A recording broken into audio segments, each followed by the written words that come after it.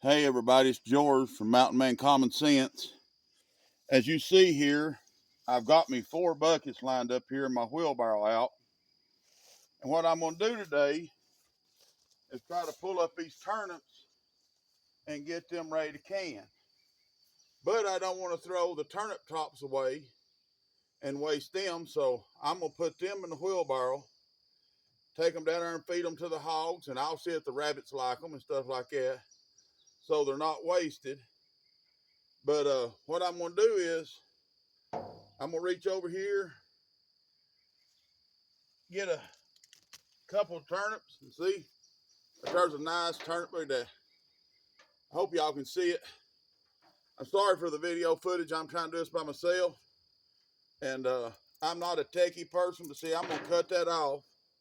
I'm going to put them in a bucket. And if there ain't no turnip on them, see, here's one, just a little bitty turnip, but I'm not going to waste it either, so I'll cut the top off of it and put them in the bucket and continue on down through here. And they some awful nice turnips. I hope y'all can see them. But I'm gonna try to can them. I'll peel them and try to can them and all that.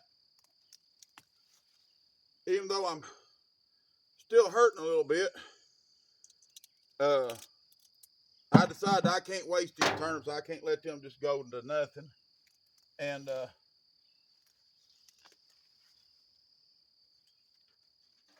it's just this is part of it. You gotta do it even though you don't want to, because your garden will not wait on you. If you plant a garden and it comes on and you're not ready, it'll go past usable, and you'll be throwing stuff away and losing stuff. But you got to kind of keep up with your garden.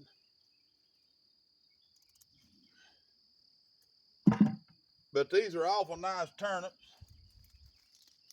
I try to plant them in the spring because, one, I like turnips, and see, I'll plant more this fall to have as fresh turnips through the winter, because you can leave them out in the field. Frost and snow and stuff don't hurt them, and the deers like them. And that gives you a little something to go out and even pick in the winter when you don't have nothing else. But now, if they go this long and they look like that, them little bitty just roots, they ain't gonna make nothing. Just throw them into the pigs.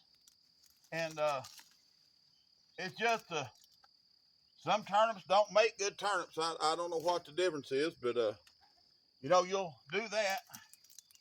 You'll turn around, and the next hill will be covered up in good turnips. I guess some may be planted a little close. I tried to space them, but I may have not got them wide enough. But these little turnips eat awful good, and I'll take, and when I get this row cut done, I'll take them up here to a water hose and wash them off. And with this row here, I'm hoping to get 2 or 3 buckets, and if I do, that'll be a good day.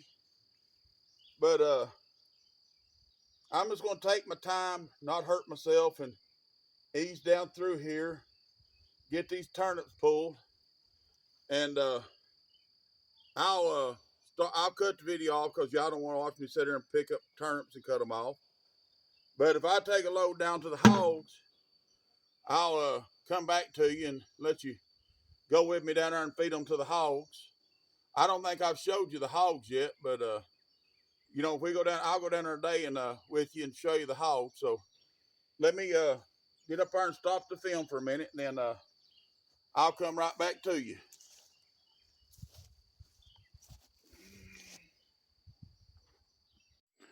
Okay, if you look right down through there, you'll see where I dug this roll of turnips up.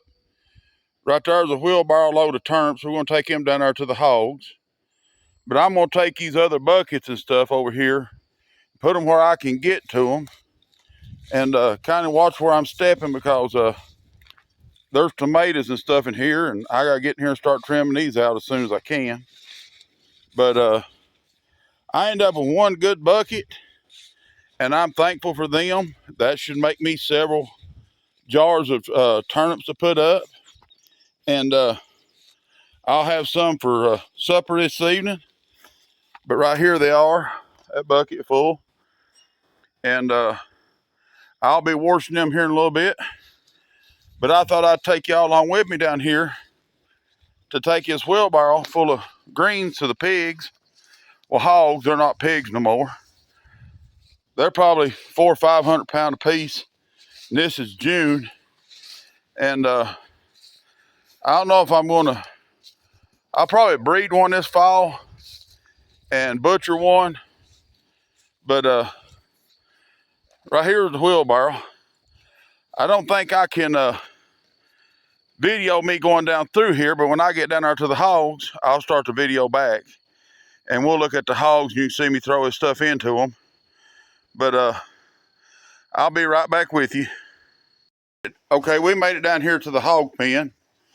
Right there's their feed barrels and feed. Right there's the hogs. It's kind of dark in here.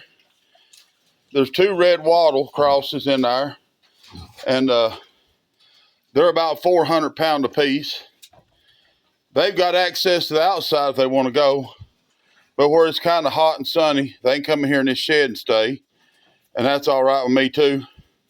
But we're gonna grab a couple handfuls of this and throw it over to them, and they'll clean every bit of this up in a short time. Now, they got access to grass and everything outside, but I've never had them not meet me in here to see what I'm throwing into them. But you know, if that's the way they want to eat it, it's fine with me. See, they look at them go at it. You'd think they hadn't had nothing in a month. And I just fed them grain. I fed them grass a little bit ago, and they still go at it like they never eat. But I wetted it down in there a little bit today, so they got some mud if they want to walk around in it. And that way they can cool themselves off and kindly do the bug control thing. But as you can see, there's a lot of turnip greens in here. Normally, I would have canned these, but if you look, see how buggy they are? And I'd have kind of let them get a little too fur. But I mostly do my turnip greens and stuff like that off the fall crops. And I'll plant turnips and everything again. And I do mustard, kale, and all that for winter. And that way, until the frost gets it or a big cold comes in and kills it, I got plenty of extra to eat. But I don't like too much more, and we'll have this wheelbarrow cleaned out. If you listen, them hogs are eating like they haven't eaten in days. And ours won't cover plumb up. Let me get that off her back. Well, we don't have no fighting. But ours the hogs. I think they're good looking hogs. You can see right there where I wetted them down a mud puddle today. And that way, if they want to water, they can. Or they can go outside if they don't want to do that. But thinking about breeding one, and I may put one down this fall and put it in the freezer. I got to get my mail over here. My cousin's going to charge me $1,000 for feed. He's had it so long. But I appreciate him keeping it like he did. But there's the hogs again. Now I'm going to roll this wheelbarrow out here beside the road. I'm not going to try to drag it up and push it up the driveway. It ain't too bad going down, but it's pretty bad coming up. Well, I can't do it in film, so I'll be right back when I get this thing out of the way. Now, right here's the way I save money. If you look right there, see that gap right there? I mowed that this morning for the hogs, and I come up through here and kind of mowed that down a little bit.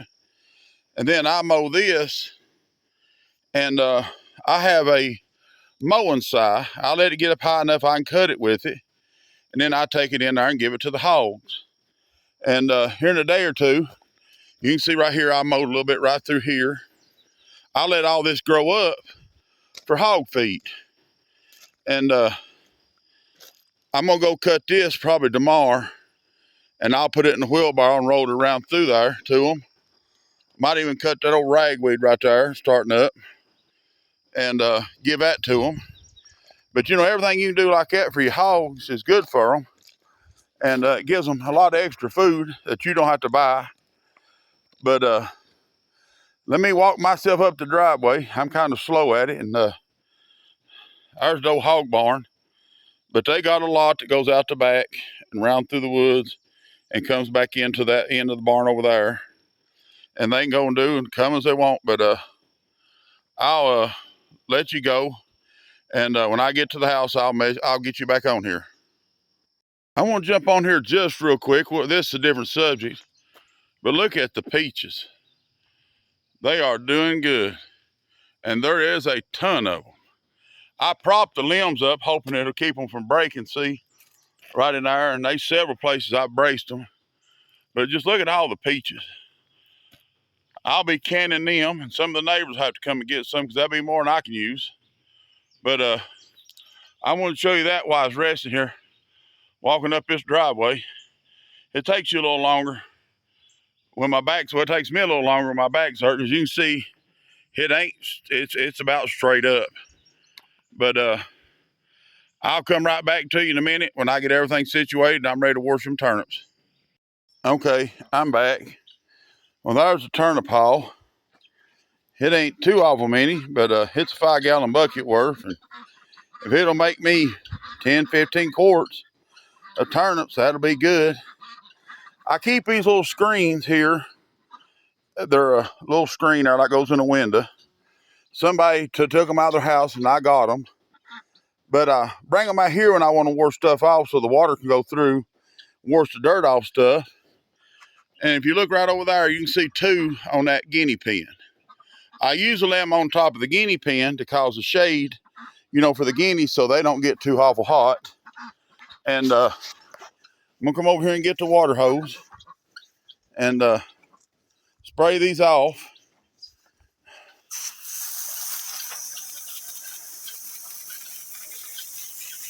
But I'm gonna try to get most of the dirt off of them if I can. And then I'll put them back in the bucket, take them in the house and give them another good washing if they need it. And I'll peel them. They some good sized turnips there. And they sure more there than they was if I'd let them go much longer, because I found several down there had rotted in the ground where they got too big and started going to seed. Now, with turnips and radishes and beets and different things like that, when I order seeds, I try to find a company that will let me order like a pound. And if you're familiar with gardening, you take a pound of any of them seeds right there, that's a lot. But that way, when I need them, I know I have them. And I don't have to worry about, you know, this fall where I'll be able to get any kind of seed. And I put these out in my deer plots, and I'll be sitting up there deer hunting. And I'll get in there and hunt me a radish or a turnip or whatever, and eat it right there in the deer stand while I'm waiting on something to come by if it does. But see how well them screens let that water go through? And he'll let the mud, some of the mud go through, most of the mud will go through. If it's a rock or something, it won't. But I'm gonna stir them a little bit, kind of flip them.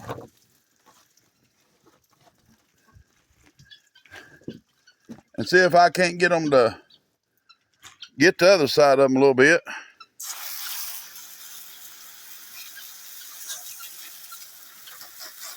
They're not gonna be perfectly clean. I'll get them in there in the sink and do them again. But I want to try to get the most of it off out here if I can.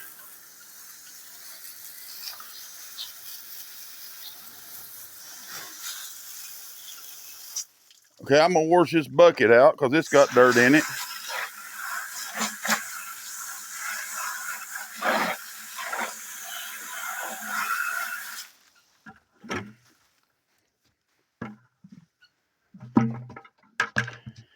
it ain't gonna be spotless because I'm just gonna put the turnips back in there. I get them in the house to put them in the sink and wash them out. Then I'll put them in a clean bucket or a clean pot. But there's the turnips kind of clean.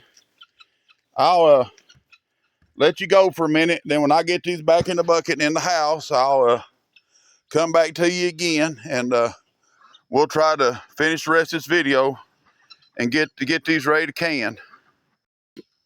See how I put the screens on top of this? Kind of gives them a little shade so they don't, burn up during the day. And the rain will wash them off, and when I need them again, they'll be ready. But if you get any little screens like this, be sure you save them. They're awful handy about washing stuff off, and I tell everybody, try to repurpose everything you can. And this is how I repurpose these. But now, when I do that solar dehydrator, I'll go ahead and put new screens in them. What is it, babies? I'll put new screens in them, and put these as my shelves into that solar dehydrator. Well, they're getting upset, so I'm going to move away from them so we don't upset them. Okay, I've got all the turnips washed, and I'm getting ready to peel them. I got a bucket over here. It's got the turnips in on one side. I got a bucket right here for the peels. Then I got a bucket here for when I get them cut up. I'm cutting them up, putting them in this bucket. And basically what I'm doing is just peeling them and trying not to go too deep so you don't waste them. But when you get it peeled, here, just take me just a second.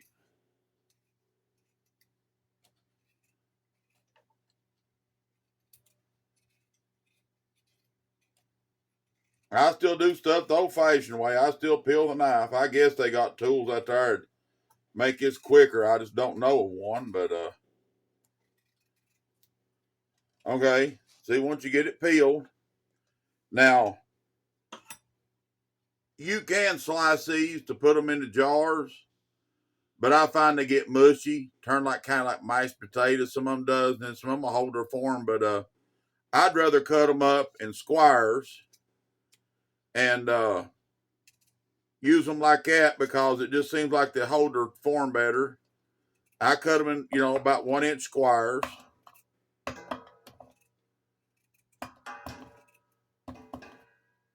And I'll continue to do this until I get them all done.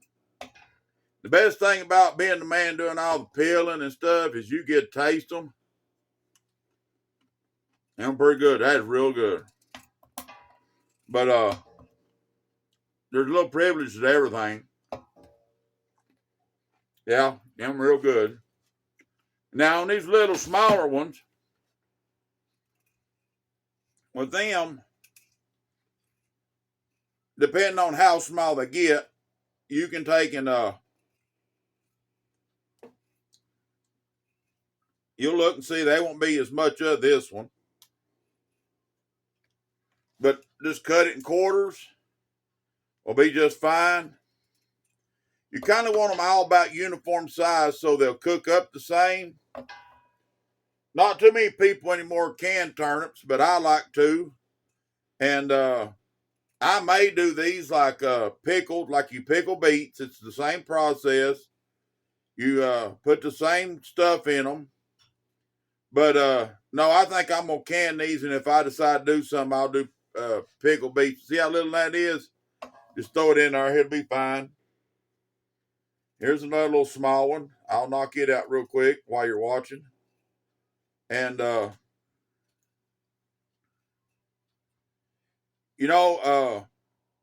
this ain't the best turnip haul I've ever had, but I'm thankful for it. And I'm not going to waste them. I'm going to do everything I can with them. I may peel me one or two and have them here for supper in a minute. I got supper going in there in the stove, but trying to multitask, my back's starting to hurt pretty bad, and I'm just gonna piddle at this and try to stay in here in the air conditioning. And when I get hurting, I'll just sit back on the couch and rest for a few minutes, then prop back up and do some more. But I'm not expecting y'all to sit here and watch me, peel all these turnips. So I'll let you go for a little while. When I get this done, I'll bring you back. We'll put them in the jars. I'll show you how I pressure can them, and we'll go from there. All righty, I'll see you in a minute. Okay, I'm back. I've got all the turnips peeled. Right here they are. It made about a half of this pot. I'm hoping it'll make 7 quarts so I can put them in the pressure canner and can them. Now what I'm going to do is I've got them in the pressure canner here, but I'm going to move them over here, and I'm going to put the turnips in the jar. I'm just cold packing them, and we're going to fill these up real quick, and I'm going to try to leave them down to about right there, right here. See how that looks? Okay, then we'll bring water over here and put in them, and I'll hurry up and try to get this done pretty quick. That way it don't take all day and y'all ain't sitting bored to death. But if there's any left over, I'm going to put them in a pot and have them for supper tonight.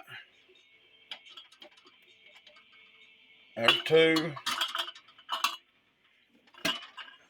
But, during the winter, when there's a big snow on or something, you can't get out, which happens up here in the mountains a lot. We get to where we can't get out, or you're stuck for about a week. It's awful nice to have this stuff put up. You don't have to worry about trying to get out to the store. Which now, the reason I say everything's common sense is when it starts to snow or they holler, oh, Wednesday, we're going to have a snow. Well, Sunday, if I need to do any running, I'm going to go get it done so I don't have to be on the road. I understand these people has to work. And, I used to have to drive through it too. And the thing is, if I don't have to be on the road during a big snow or something, to me, it just seems like it's safer for the people that has to be. And I'd rather just stay out of y'all's way and do my thing before, it comes hazardous weather. And that way I can sit here in the house, drink hot coffee, watch the snow or whatever goes on. But I try to can a lot of things. I've got a couple freezers here full of stuff. And during these, when the snow knocks the power lines out, you can lose power up here for 7, 8 days. One time we lost it from Thanksgiving to, I think, Christmas or the day after Christmas. And, I had to open the freezers up and pack snow in them to keep from losing what I had. And I started putting them outside to where if it's that cold, I can just go out there and open the lid and let the cold air take care of them. I do have a small generator, which I run it the whole time too, but you got to have, quite a bit of gas to run one of them. So now I try to can everything I can because it's just easier. You don't have to worry about if the power's going out or anything else. You just let nature happen. And these cans, as long as they don't freeze, you ain't got no problem. We had about this many left. Still looks like quite a bit, but it ain't going to be enough. I may see how many quarts it makes. If it makes like 4 or 5, I'll just put water in my canner the next time with the turnips and let it kind of can that water. Then I'll pour the water back out of the jars, and I'll use old canning flats to cover my lid, cover the things when I'm doing the next batch. If I had to put water in there, but I'm gonna try to get all I can out of this, and I'm gonna go over here and get me some water and put it in here, and I'll be back as soon as I get this water. Okay, now the way I do my turnips is I take a teaspoon and I put a teaspoon of salt in each jar. It don't have to be exact. If it's a little less, it's okay. But this will kindly make it have, it'll done be salted time you use it. And I put these in soups and stews, and if I'm making a roast or something, I'll put it in it. And I mean, if I just cook turnips, I'll just make cooked turnips and eat them right out of the pot. I love turnips. See, I got one more. Okay. Now, this is plain salt. It's non-iodized. I don't buy canning salt. I just buy plain salt, and I keep it over here next to the stove, so when I'm canning, it's right there. Right here, I've got a jug of water, which come out of my spring. I don't use town water if I can keep from it. I don't think it makes the. I think it makes the food taste funny. And I've seen it discolor some food, so I'd rather just use my well water. And all I'm doing is pouring this over them jars and bringing it up just a little bit above the turnips so that they can cook good. Here in a minute, I'll turn this on, and I'm going to can this at 10 pound of pressure for about 45 minutes, maybe a little longer, just depending. I'm going to pour the rest of this down in this canner so it'll have water in it. I'll have to put some more. But that filled the jars up. I'm going to grab some flats and some, I got a jar right there with a crack in. I'm going to, chip in. I'm going to change that when I didn't see it. But I'll be right back with you. Let me touch on this subject just a second. This jar right here, I washed it and I looked and tried to make sure it didn't have a chip. But right here, it has a small chip. This jar won't seal. Now what I'll do is I'll put a piece of tape on it and put sauerkraut. You can use this for sauerkraut because it doesn't have to be cooked and it don't have to seal. Sauerkraut has to work. In other words, it bubbles up and runs down. If you've ever made it, you know what it does. But see, I'll save this jar for sauerkraut.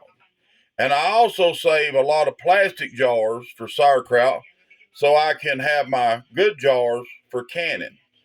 But right here, I'm going to lay this to the side.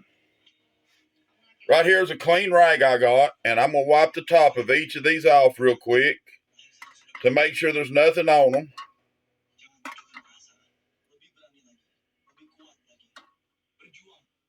Okay.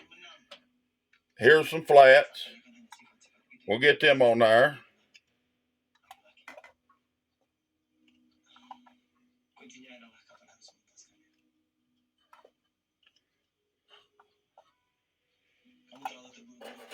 Now we'll do the rings.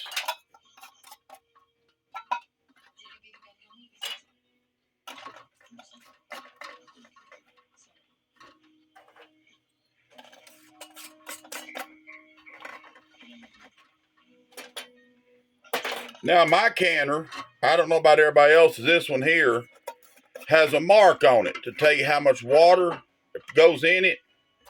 And normally with my jar sitting down in it, it takes just a touch over a quart of water. But if you don't put that water in here, your canner will burn up. It'll turn black on the bottom and stuff. But just, most canners will have a mark to tell you when it's got enough water. And you definitely want to go to that mark. I don't know about that flat there.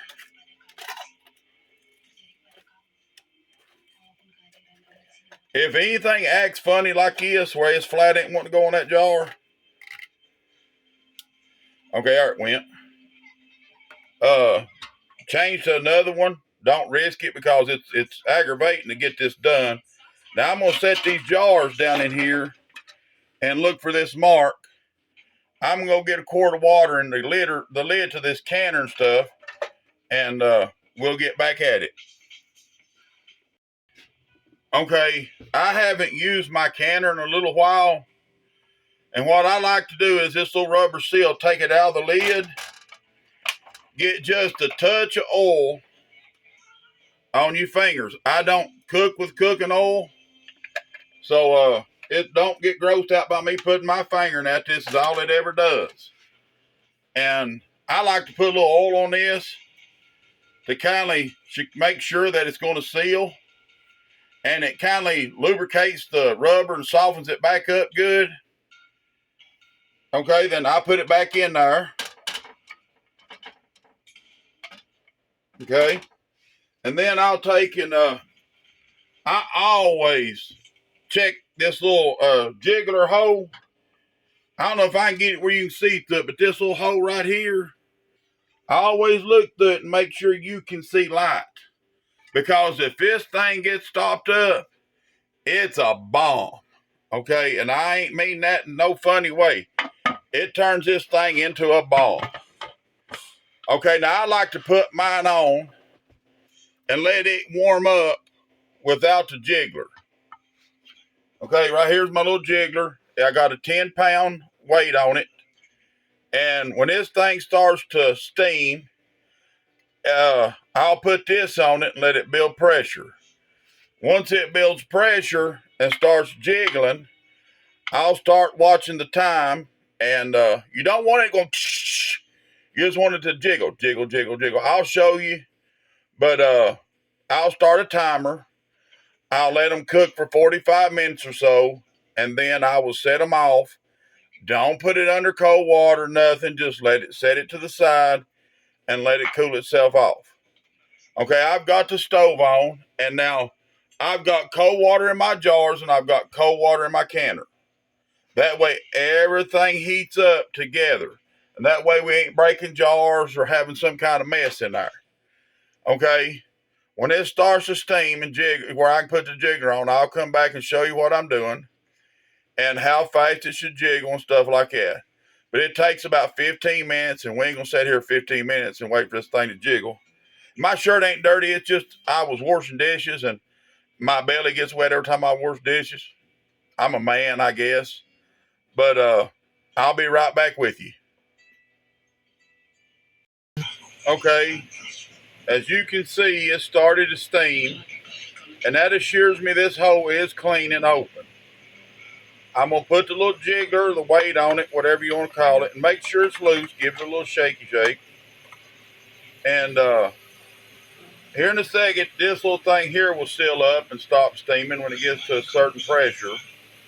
And I'm going to let these set on the can. I'm going to let these pressure cook for about 45 minutes. Then I will set them to the side, let them cool off till I can get them out. I had another 4 quarts plus enough to fix for supper. So what I'm going to do is, when I get these out, I will put the 4 quarts in, and then I will put 3 quarts of water in there also to make sure that there's no jiggling or nothing gets bubbled around where it can get hurt, anything can break. But when they come out, I will give you a video of that, and the video of the other ones come back in, and that way you kind of see how they look and what happens with the canning process. It's not hard if you're real careful. These pressure canners are safe. I've heard people blowing them through the roof and stuff, but as long as you keep that little thing right there open to where it can jiggle just a little bit, everything's fine. But if that thing stops jiggling, you need to get it off that ice. So you need to really pay attention to your pressure cookers. Don't go and wander off or nothing. Like, come back every few minutes and make sure that it's doing what it's supposed to be doing. And if it's not, get that thing off that eye and let it sit there and depress. Because as it cools, it will depress. But you do not want this thing blowing up. And it don't take a long time to do it. So keep an eye on these. Be sure you keep an eye on these, okay? I'll be right back with you when these are done, and I'll show you what they look like when they come out of the pot. And we will holler back. We'll holler back at you, get these other ones in, and we'll do it again. Okay, these have cooked for 45 minutes, and I let it cool off. I shook this to make sure there was no pressure on it, the little weight. and when I shook it, it didn't do nothing, so I know it's okay to take it off to make sure there's no steam in here, and that means it's okay to take the lid off of this. Now, I'm going to let these sit here for just a second, but then I'm going to pull them out and put them over here on the freezer to cool. And then, if you look, they've kind of browned just a little bit, not much, but they're still bubbling, so they're still cooking.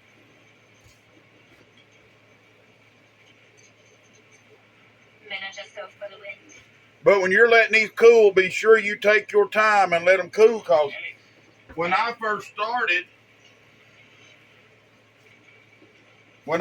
started doing this, if you open this too quick and didn't give it a second or two to cool off, I have picked jars up like this and they'd break coming out of the water because the air temperature in the house was so much different than the temperature in the pressure canner.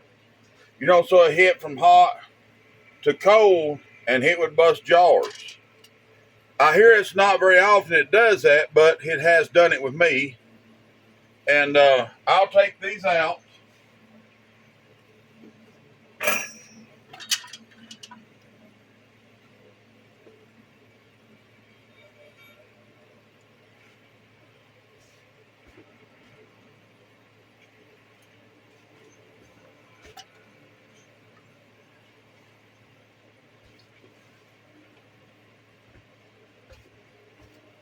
Now, what I'll do, give me just a second, I'll be right back with you.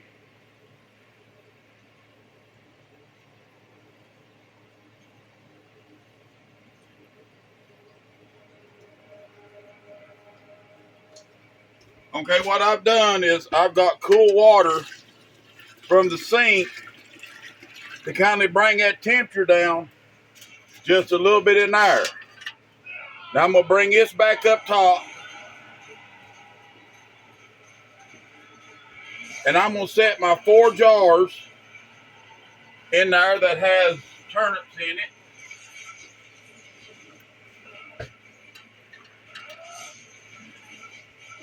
Now, like I said before, I always set extra jars in there so they're not clinking around and breaking inside the pressure canner. Now, I save old rings and I wash them real good and sterilize them. Then I'll use them on kraut and some of my pickles that don't have to be sealed. And I use them for stuff like this because I don't need this jar to seal. I just need it in there taking up space. And I guess technically you wouldn't have to put a lid on it, but I always do. Now I'm going to set these back down in the water real slow. I'm going to make sure my water's up to the ring, and it is. I'm going to put the lid on it.